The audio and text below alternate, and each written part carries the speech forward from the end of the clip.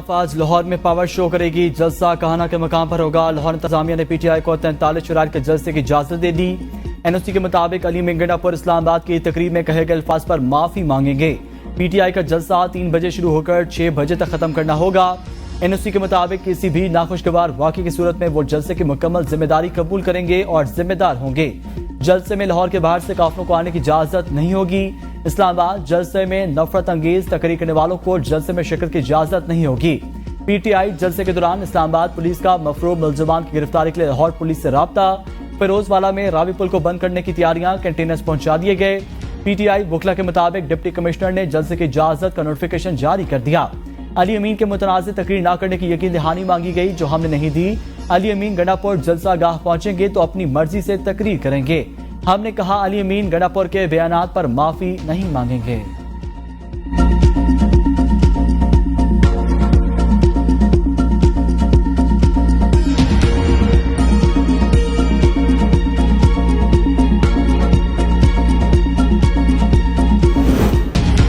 हुकूमत को बिला वजह PTI जलसों में रुकावटें नहीं डालनी चाहिए। तहरीक इंसाफ का रिकॉर्ड है, जलसे का नाम लेकर हमले करते हैं। बिलावल भुट्टो कहते हैं कोई इनकार नहीं कर सकता, जुडिशल रिफॉर्म जरूरी हैं। इस अदालत ने मुशर्रफ को आइन में तरमीम का इख्तियार दिया। आइनी तरमीम पर काम बहुत पहले शुरू करना चाहिए था। इन तरमीम को लाने में बहुत ताखीर हो गई। चीफ जस्टिस मंसूर अली शाह ही बनेंगे। सानिया APS के बाद मिलिट्री कोर्ट बनाई गई। हुकूमत को कहा है ऐवान में दहशतगर्दी बारे ब्रीफिंग होनी चाहिए। हुकूमत को तजवीज दी इस तरमीम के साथ मिलिट्री कोर्ट्स के क्याम की तजवीज ना लाएं। किसी भी चीफ जस्टिस का दौर देखें, उन्होंने ज्यादा सियासी केसेस पर तवज्जो दी है। जो भी रिफॉर्म्स हुकूमत करा रही है उसका ज्यादा फायदा तो बानी PTI को ही हुआ है।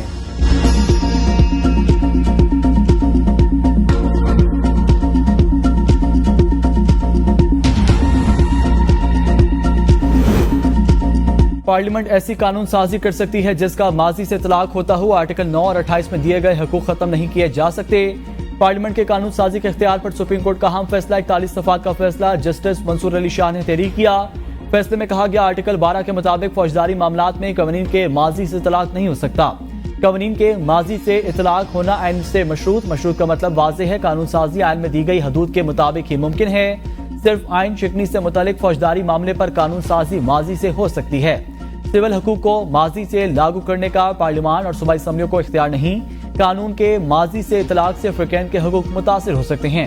अदालत ने सिंध हाई कोर्ट का फैसला कलअदम करार देते हुए निजी कंपनियों की अपीलें जुज़वी मंजूर कर ली।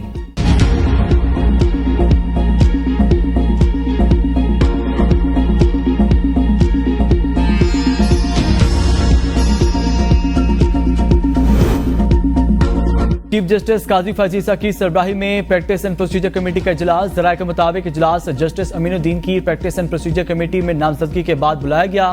प्रैक्टिस एंड प्रोसीजर कमेटी इजलास में जस्टिस मंसूर अली शाह की अदम शिरकत। जस्टिस मंसूर अली शाह मसरूफियात के बायस इजलास में शिरकत न कर सके। जस्टिस मंसूर अली शाह अदम शिरकत के बायस इजलास बगैर कार्रवाई पीर तक मौखर।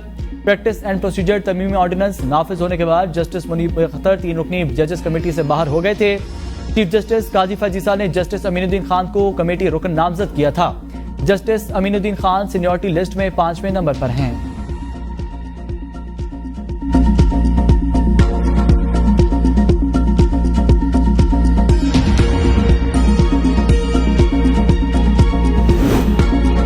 Supreme court practice and procedure तरमीमी ऑर्डिनेंस नाफिज। तरमीमी एक्ट के सेक्शन 2 में एक ज़ैली शेख शामिल। एक्ट के तहत कमेटी में चीफ जस्टिस पाकिस्तान, सीनियर तरीन जज और चीफ जस्टिस का नामजद करदा जज शामिल होगा। ऑर्डिनेंस में प्रैक्टिस एंड प्रोसीजर एक्ट के सेक्शन 3 में तरमीम की गई। सेक्शन 3 की ज़ैली शेख 2 के तहत समाज से कबल मुफाद आमा की वजूहात देना होंगी। प्रैक्टिस एंड प्रोसीजर एक्ट में ऑर्डिनेंस के जरिए सेक्शन 7A और B को शामिल किया गया। सेक्शन 7A के तहत ऐसे मुकदमात जो पहले दायर होंगे उन्हें पहले सुना जाएगा।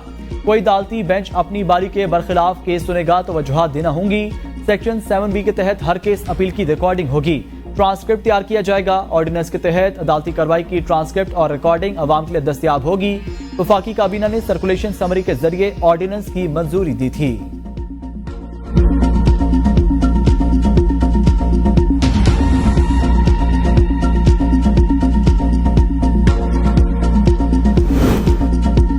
कौमी असम्बली सेक्रेटेरिएट ने नई पार्टी पोजीशन जारी कर दी। कौमी असम्बली से तहरीक इंसाफ का वजूद खत्म। तमाम 80 अरकान सुन्नी इत्तेहाद कौंसिल के रुकन जाहिर। इससे पहले 39 अरकान तहरीक इंसाफ और 41 को आजाद डिक्लेयर किया गया था। हुकूमत के 214, अपोजिशन के 99 अरकान, कौमी असम्बली में नून लीग की 110, पीपल्स पार्टी की 69 नशिस्तें, MQM 22, काफ लीग 5, IPP के 4 अरकान, मुस्लिम लीग ज़िया, BAP और नेशनल पार्टी का एक एक रुकन, JUI फे 8, आजाद अरकान की तादाद भी 8 है। PK, MAP, BNP मिंगल और MWM की एक एक नशिस्त है। एक आजाद रुकन ने मुस्लिम लीग नून में शमूलियत इख्तियार कर रखी है।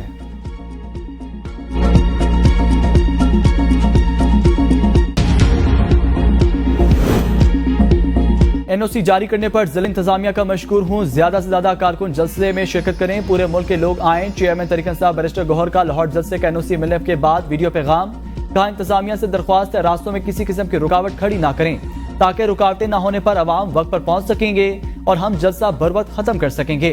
कारकुनों से अपील है 1 बजे तक जलसा गाह पहुंचे। बानी PTI का पैगाम है सब कारकुन जलसे में शिरकत करें।